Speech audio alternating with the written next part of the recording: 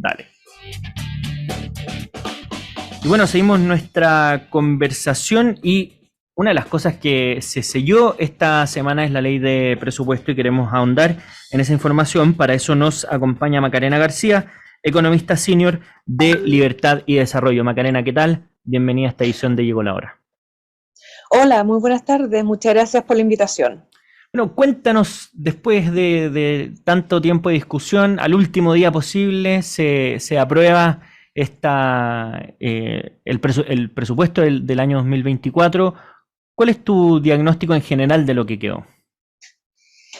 A ver, yo te diría que quedó algo. A ver, en términos, hay que distinguir entre lo que es términos macro y lo que es más bien el detalle, ¿cierto?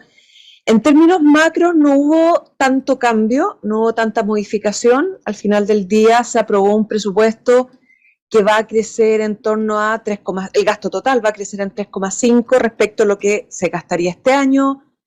Algunos lo consideran un poco elevado, podría ser, porque esto, para proyectar ese gasto, ¿cierto? Hay una serie de proyecciones de ingreso y algunas de esas proyecciones de ingreso podrían estar un poco sobreestimadas, pero por lo menos está todo dentro de los datos que ellos muestran. Lo único que la deuda alcanzaría para el próximo año una deuda que se ubicaría en torno a 41% del PIB, sigue creciendo, lo cual también ya preocupa un poco, ¿cierto?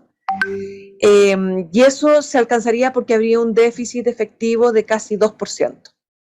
Ahora, originalmente la ley de presupuesto incluía la aprobación había solicitado en el fondo el gobierno una aprobación de la capacidad de endeudarse por 21.000 millones de dólares. Uh-huh. Eso había bastante duda respecto a si ese dato estaba bien calculado, porque cuando uno trataba de sumar toda la necesidad de financiamiento del gobierno, no daba los 21.000 millones, en general daba bastante menos, entre 3.000 o 4.000 millones de dólares menos de lo que ellos decían. Entonces lo que sí se logró en términos macro es que la negociación al final se le redujo en 3.000 millones, que era un poco lo que se había negociado entre la oposición y el gobierno. Así que en eso, en términos de capacidad de deuda, ahora haberle reducido la capacidad de deuda no afecta en nada los gastos que ellos ya contenían dentro de la ley de presupuesto, no que se haya quedado una parte del presupuesto sin financiar, sino que tiene que ver con que una parte de esta deuda, de estos 21.000 millones de dólares que no tenían mucho respaldo, justamente como que no había ningún gasto asociado, muy claro, se recortó entonces en 3.000 millones. Y ahí, a propósito de todos los gobiernos ponen prioridades como temas específicos, los que van a ahondar o los que quieren profundizar, en tu opinión, bueno, ¿cuáles son las declaraciones que dio el gobierno en este sentido y si se quedan bien reflejadas, en tu opinión, en lo que quedó finalmente en la ley de presupuesto? A ver, lo que se ve, ellos mencionan que tienen prioridad, que en el fondo son las prioridades que uno hoy día ve, que son la que está asociada más a delincuencia, ¿cierto? Seguridad, educación y salud, principalmente, vivienda también. Y que también se había dicho que se había puesto como apellido de este presupuesto, que era un presupuesto que nos iba a llevar a crecer, que nos iba a ayudar a crecer, que iba a impulsar la economía. Claro. Yo ahí no estoy tan, en particular los otros sí, hay algo de eso también. Quizá en educación faltó poner más esfuerzo, especialmente considerando que estamos con el drama, ¿cierto?, de la educación como estamos. Incluso, acuérdense que los problemas en la educación partieron desde la pandemia, que hubo muchos alumnos que salieron del sistema educacional y no han vuelto. O sea, hay que hacer un esfuerzo más grande que lo que normalmente se hace. Ahí inicialmente hubo falta un poco, no sé si de recursos necesariamente, yo creo que no todo hay que llevar los recursos, sino que muchas cosas también tienen que ver con la capacidad, con la eficiencia del gasto, con la orientación de las políticas mismas, más que con recursos propios. Uh-huh. Pero algo en eso se avanzó, se mejoró, se puso bastante hincapié para el próximo año. Ahora en las últimas negociaciones, ¿cierto? Cuando ya se estaba cerrando la negociación, se puso mucho hincapié para todo lo que tiene que ver con los LEP famosos, con los traspasos de los colegios municipalizados al gobierno central.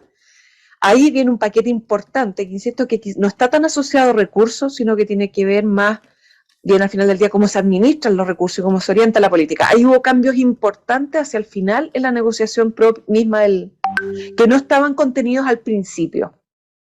Pero respecto de que este iba a ser un presupuesto crecedor o impulsador de la economía, yo ahí discrepo porque lamentablemente, por ejemplo, lo que tiene que ver con la inversión pública, el presupuesto ya considera una caída de más de 1% real. Inversión pública aquí es todo lo que gasta el gobierno directamente o lo que traspasa a los privados a través de transferencias para que los privados también gasten.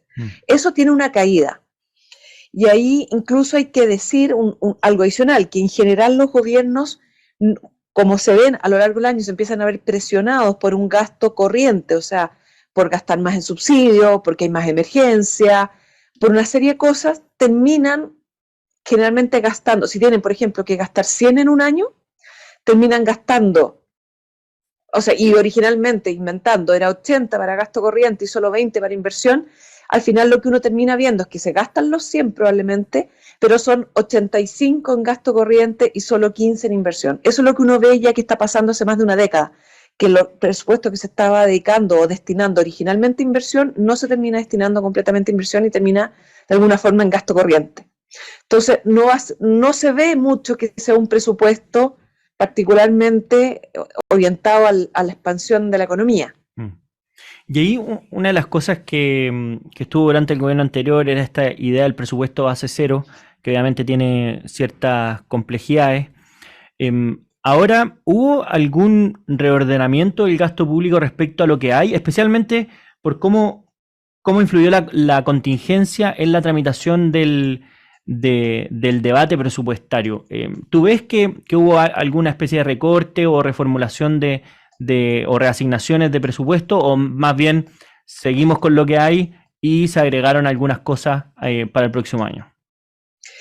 A ver, es que esto, modificar, a ver, hay un tema, aquí hay dos elementos importantes que tienen que ver con la eficiencia del gasto. Uno, lo que uno puede ver, ¿cierto? Que ha salido en los medios, ¿cierto? Con las fundaciones, con los traspasos de recursos mal habidos en el fondo, o no hacia donde se esperaba que fueran. Sí, eso es un elemento que en este presupuesto se trataron de reducir las cortapisas para que eso vuelva a pasar. Entonces, hay más que reorientar gastos, ahí en el fondo lo que había que hacer es tratar de tomar un poquito más las riendas de hacia dónde se destinan y una vez destinado ahí asegurarse que efectivamente se gasten en lo que se esperaba. Porque, por ejemplo, había traspasos a las fundaciones que se hicieron y por el sistema que tenemos nosotros de presupuesto, una vez que se traspasan a las fundaciones, aparece como gastado, aunque la fundación en sí no lo termine gastando en lo que originalmente se comprometió. Entonces ahí se pusieron más restricciones, que en el fondo son las famosas glosas, ¿cierto? Glosas de información, glosas de traspaso, mayor exigencia en las fundaciones. Entonces, en ese sentido, uno debiera esperar que de aquí en adelante disminuyan, ojalá se eliminen, pero se disminuya brutalmente todo este movimiento de recursos que después se le pierde la pista en a quién llega y en qué lo gasta. ¿Ya? Eso es un elemento, grandes avances, el presupuesto se tomó mucho tiempo en eso.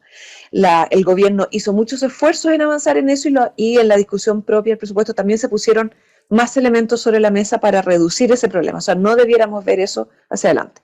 Pero además hay otro tema que también tiene que ver con la eficiencia o ineficiencia del gasto público, que por ejemplo está asociado a los programas que hoy día tiene el gobierno. El gobierno tiene en torno a 700 programas entre sociales y no sociales. 700 programas es una enormidad. Claro. Es muchísimos programas, algunos grandes, la mayoría son pequeños y otros son grandes. Y seguirle la pista y ver que están bien gastados, eso es un temazo.